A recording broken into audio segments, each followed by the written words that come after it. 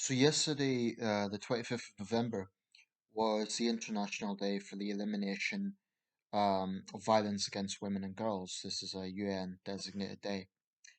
Um, there's a lot of UN designated days. There's like the UN Day of Biodiversity, the UN Day of Water, the UN Day of you name it, lots of different things.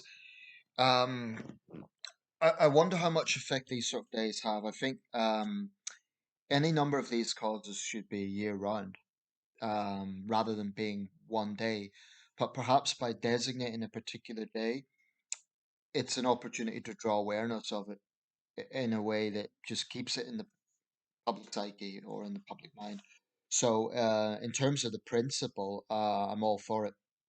But I want to talk more about this specific subject about violence against women and girls.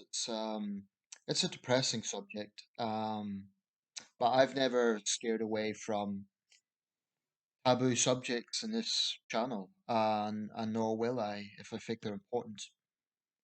Um, I saw earlier the Tyne and Wear Fire Service, it's a local firefighting service in this area. They had a post about it. There's been posts from the Home Office, and you know it's been doing the rounds around social media, just drawing awareness of the day. Let's start with some basic realities. The number of women who are killed by men far, far exceeds the number of men who are killed by women. One thing I've noticed on the sort of topic threads when this comes up, when it's raised in a particular post, like I mentioned, the fire service brought it up earlier. Ironically, at the same time, there was another report saying the London Fire Service has a problem with institutional racism and misogyny. So make of that what you will. But and it could be in other fire services. Let me just say for the record, from the outset, it just goes without saying, I think violence against women and girls is abhorrent. I don't understand a man who could use his strength to brutalize a woman. I've never understood that. I mean, I know how physically he can, but I don't get how a man could throw a punch at a woman in an intimate situation, in any situation, but in particularly someone that he's supposed to care about and love. It's um it's alien to me.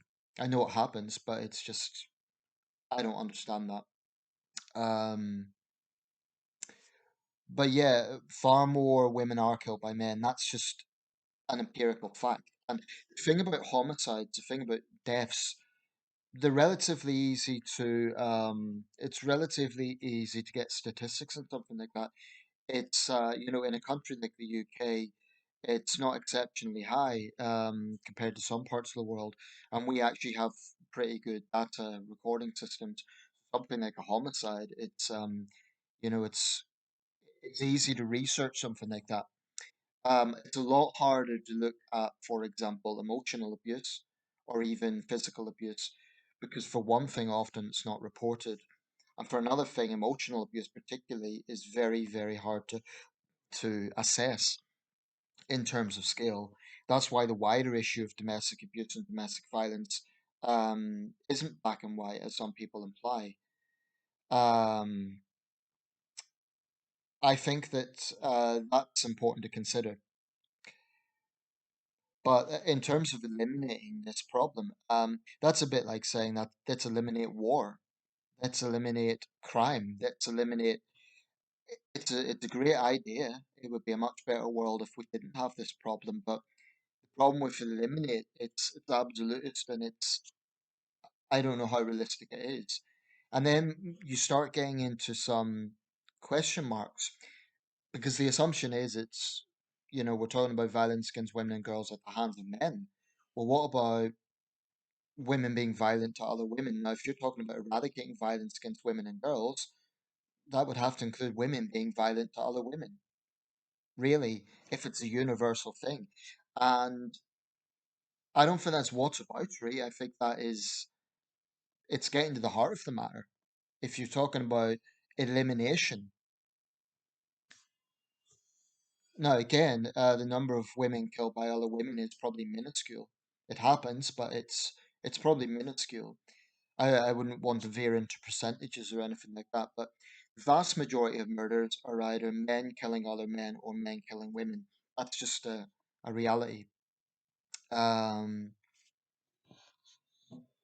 I do think there's a problem in the justice system in terms of consistency. I do think that the perception is that violent women get more lenient treatment than violent men.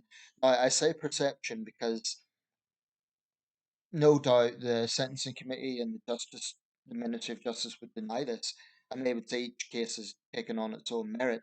That might be true, but more often than not, you do see women charged with a very serious offence, often involving violence. I'm talking about these particular cases, and they are indeed, if not exonerated, they don't get a custodial sentence. They might get a community sentence or a fine. But you do wonder if she was a he, would that be the same outcome? And I'm not convinced it would be. So when feminists say the whole system's rigged in favor of men, they need to consider that. Um, there's another issue that's uncomfortable, but it has to be raised. Whenever these sort of posts come up about violence against women, you do get people who raise the question, what about men? Now, it is whataboutery, it is getting into that. But here's the problem. Even if the problem is on a much bigger scale against women, specifically violence, that's not getting into emotional abuse. I'll come to that in a minute. But even if it is empirically a bigger problem towards women, the fact of the matter is there are scant resources for men, for male victims. And it's always this refrain you hear from campaigners saying, oh, but we're not saying the problem doesn't happen against men. This is for women. This is specifically focusing on the issue of women. To make an analogy, it's like Black Lives Matter say they're not detracting from the fact there are also white victims of police brutality, or that the concept of Black Lives Matter isn't saying that other lives don't matter. Here's the thing. I can understand this argument about being specifically focused on one group if the implication wasn't in downplaying the problems faced by other groups. So the problem I have with a lot of campaigners on domestic violence is they do perpetuate negative stereotypes, or they perpetuate a stereotype that only women are victims. And it is a fact that in the past, maybe not so much today, maybe things have slightly improved, but in the past, if men even raised these issues, they would be accused of either being apologists for violence against women, which is a strange conclusion, um, or they would be laughed at literally, and they would be told that there's some sort of insecure men's rights activists who are just trying to deflect attention.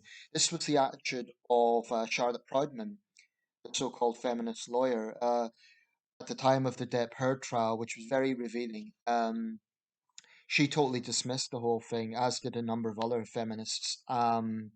In fact, a number of women's groups in the United States, and probably a few here as well, have come out and denounced the criticism of Amber Heard.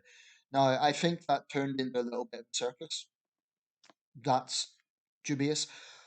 But the very fact that they were willing to defend this woman who has been found, almost certainly to have been guilty herself of abuse, the fact that they're jumping over themselves to defend her really says a lot. It basically is saying that they will serve as apologists for a violent woman. Now, the audio of Amber Heard speaks for itself. She never denies it. This is not to say that Depp is squeaky clean. He was cleared. I suspect that whole relationship was probably poison chalice from the start. But the reason that men raise these issues, and some women as well, the reason they say, what about men, is because that is totally, there is literally no platform for it. I can think off the top of my head one charity, one, the Mankind Initiative, that tries to help male victims of domestic violence. One. Now, they're a respected charity and campaign group, but for a long time, even the very notion of raising awareness of this, feminists would angrily say, "Oh, but you're trying to take away attention from female victims," and they would actually try and put up a barrier to men getting justice.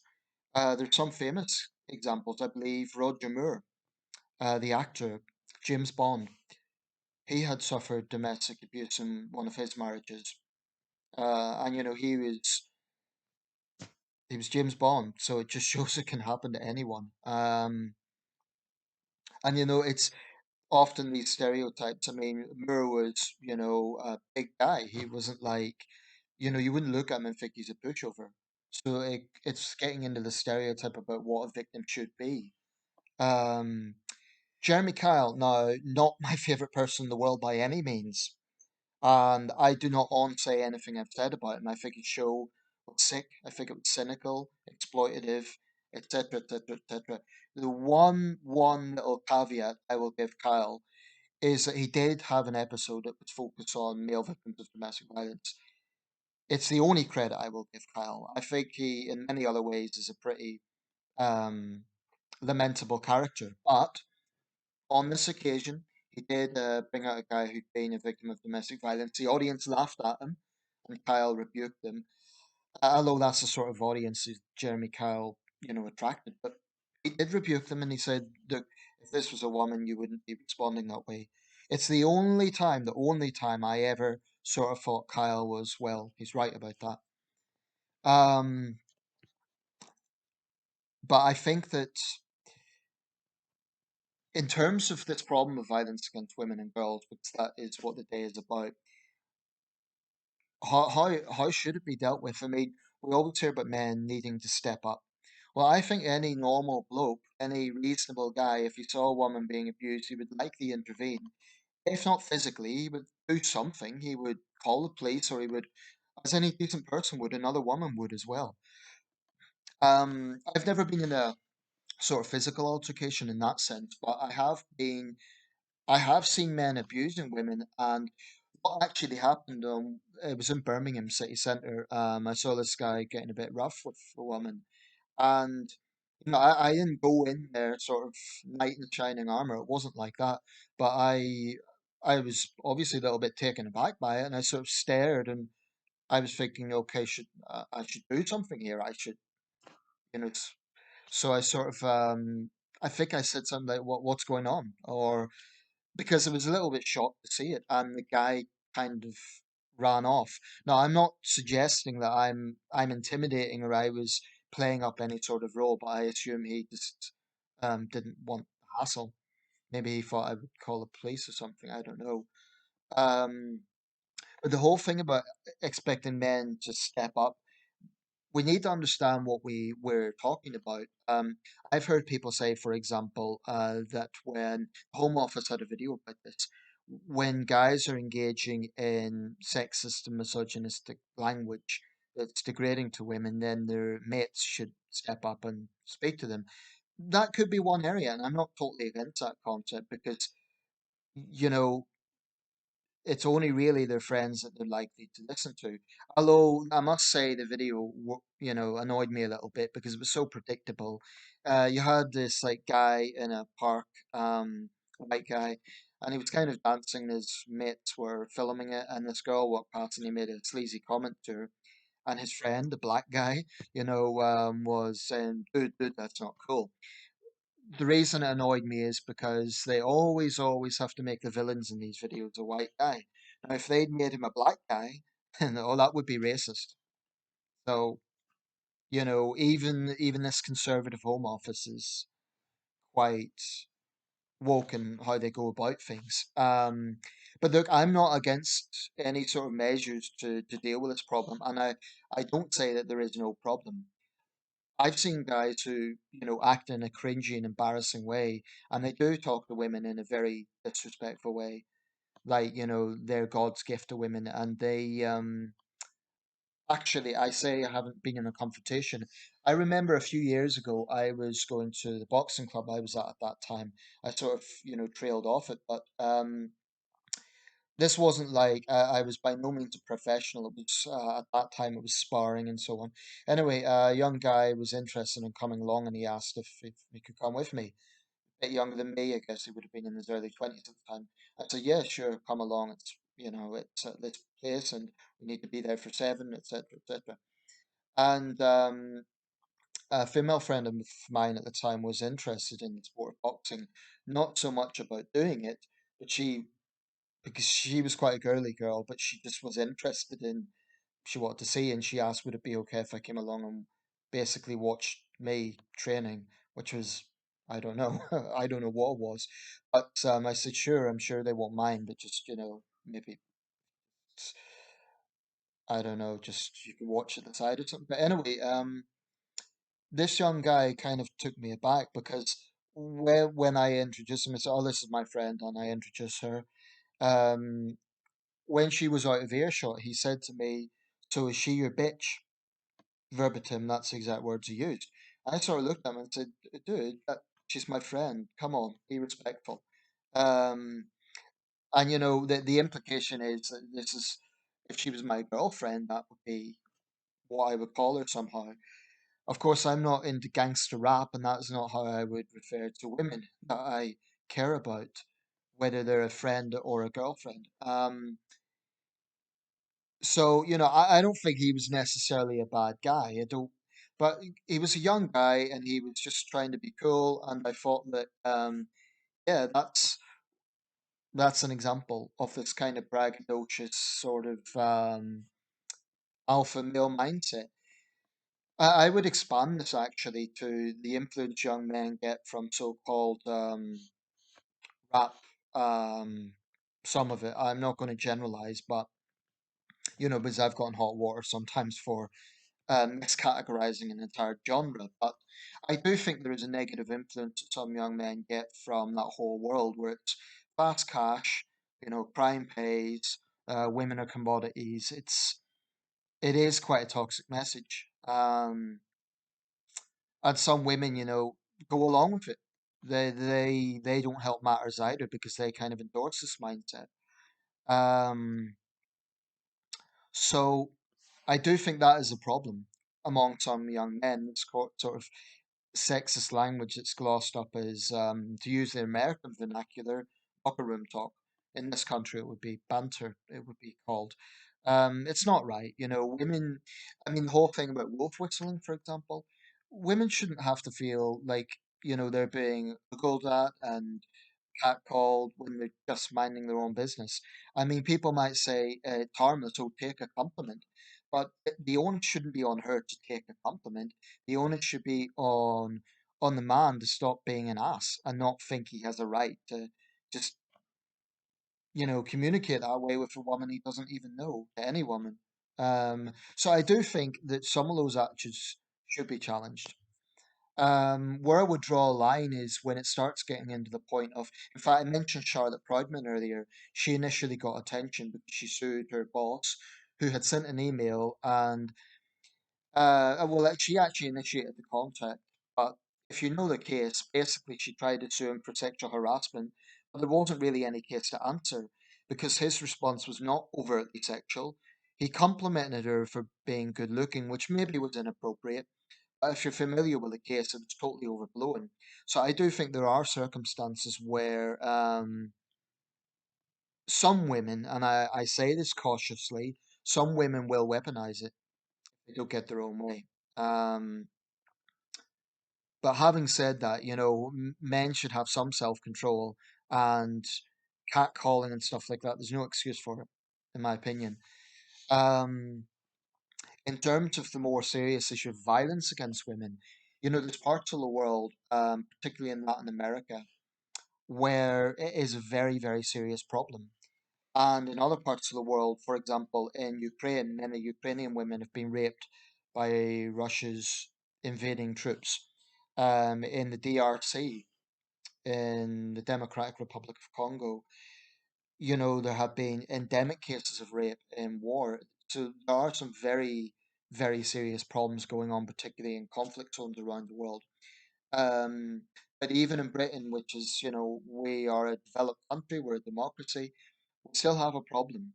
Um, for example, a football team loses and the guy just can't handle his emotions. He's a man child. So He goes home, and the wife or the girlfriend is then on the receiving end of his anger because he's in a bad mood because his team has lost. This isn't hyperbole. This sort of stuff happens. Then he beats her up, um, and it's just repugnant. I think it would help if sentencing was tougher. Sometimes, you see the sentences in these cases where a guy has broken his girlfriend's nose and he gets basically, in one case in Newcastle Crown Court, and it was a woman judge, interestingly enough, the perpetrator got 2 years, but he left his girlfriend in hospital. Hospital. He'd broken her nose, he left her in hospital. I think 2 years was too lenient. I think he should have got, I don't know, a minimum of 5 to 7 years at least. So I think there needs to be tougher sentencing in these sort of cases where they're proven. Um, But I just mentioned the thing about men being abused, not to distract from the subject, but because there simply isn't any platform for them, except, like I mentioned, Mankind Initiative. And, feminists have to stop getting so defensive and saying, oh, these men are just trying to take away attention from our problem. No, they're just saying let's treat people equally and let's, not ignore male victims either. It may not be a problem on the same scale or even anywhere near the same scale. But that doesn't mean it should, men should get no resources. As often said, men won't seek help. Maybe they won't seek help because they'll be blamed or because they've literally nowhere to go to. I mean, my heart goes out to anybody who's stuck in with an abusive, controlling person. It's an awful, awful thing. Um, I think men who beat up women are the scum of the earth. And as a man, as a human being, I I must admit I get quite angry when I see that sort of stuff.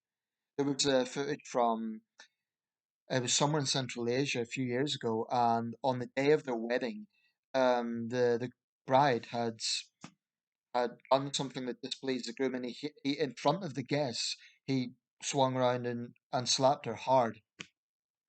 And this was in on video in front of the guests. Now, what would he do in private? Scary to think about.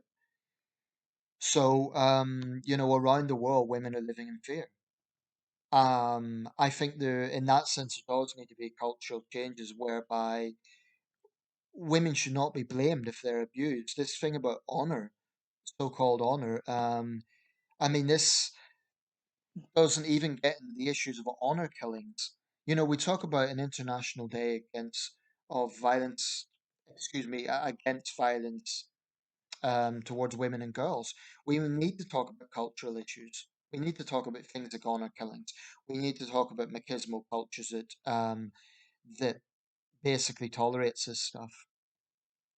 Um, the only caveat to any of this is, like I say, some feminists have to stop, getting all defensive when men say, "Well, it happens to men too," because it does.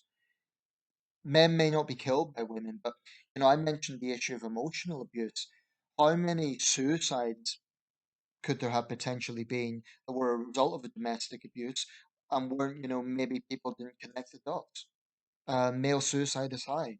Um, so just because men are not being killed anywhere near the same sort of numbers doesn't mean there's some very real harm going on. There are some women who weaponize children, and prevent fathers seeing their children, things like that. I believe in human rights. I staunchly believe in women's rights. But you know what? I also believe in men's rights, and I'm not going to apologize for that. And I'm sick and tired of some feminists acting like it's some sort of just reactionary thing that's totally invalid. Um, it's valid. So let me know your thoughts. But I do think some social attitudes have to change. I think there should be tougher sentences. In terms of what does the average guy do, well, maybe what I'm doing here is speak out against it. I'm making this public video. I'm making it clear I am against this. I'm speaking against it. Um, and yeah, young men, maybe I'm not talking about collective shaming. I think that's a bad idea in general. But when young guys or any guy, comes out with this sort of language, yeah, his friends should challenge him if they've got any respect at all for women. They should challenge him and say, buddy, no, that's not cool. Um, But at the same time, you have to see everything in its own context. And you could have a situation where there is genuine understanding between a man and a woman and they're genuinely joking with each other. So it's also important that people don't read it too much into something that isn't actually happening. Anyway, let me know your thoughts. Incidentally, if you are in a situation where you're being abused, please, please don't blame yourself. If your husband or your boyfriend is raising a fist to you and he says it's because you know, you've disappointed him or you've burnt the dinner or whatever it may be, or if he makes excuses like he's had a rough day and he apologizes, you need to try and get out of that or get help or please try that. Respect yourself and don't blame yourself because the onus is on him. The same with men who are being abused. Abusers are entirely to blame for the abuse. There's no excuses. Having a long day at work, the football team losing, whatever it may be. Abuse is abuse is abuse. There's no excuse for it. Responsible adults, if you have, a difference in a relationship, talk it through. Every couple has arguments. But if he genuinely loves and respects you, he isn't going to raise his fist to you. That's my belief. Let me know your thoughts.